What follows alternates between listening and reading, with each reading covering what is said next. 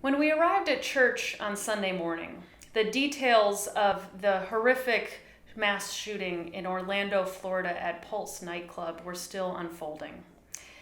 It was an attack on a sanctuary for the LGBTQ community in Orlando, not unlike attacks on sanctuaries such as the Emmanuel AME Church in Charleston or the UU Church in Knoxville several years ago.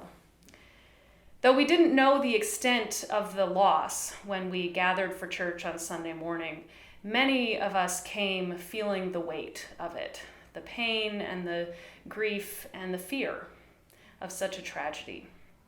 So we prayed about it, and many of you came to talk with me afterwards. For some, including myself, it was hard at the time to find words to express what was on our minds and hearts, because it was so fresh at that time.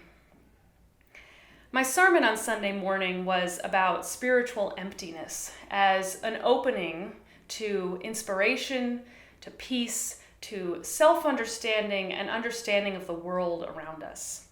And many of us made connections in our minds between the sermon topic and what had happened in Orlando. But I wanted to talk a little bit more about that with you. Perhaps some of you are feeling a bit empty right now, at a loss for what to do when faced with such a tragedy. Like the title of my sermon, you might be saying, "I've got nothing."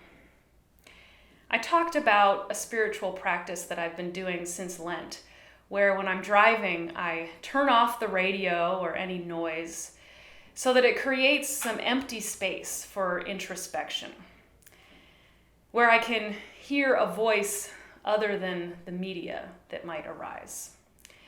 So I encourage you in this time to take care of yourselves, which might mean turning off the news, turning off your Facebook, the radio, the TV, so that a voice other than the media can arise. I know that when we are grieving, we sometimes try to fill that space with noise or with commentary.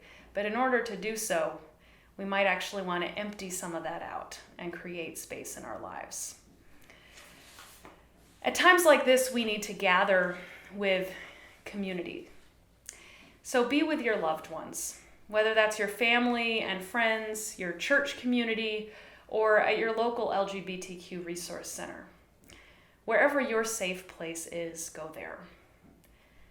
Now, there are a lot of intersecting issues in this tragedy. There's homophobia, gun violence, and terrorism. But what ties them all together is the disease of hate. As a church community, we have been actively standing with the LGBTQ community for decades, and we will continue to do so. And as a church community, we have also carefully considered and spoken out on issues around gun rights and gun violence, and we will continue to do so as well. One thing that we know as people of faith is that love conquers hate. So be safe. Know that you are loved and that you are not alone. And let us live in ways that are loving and compassionate as we respond to the tragedy in Orlando.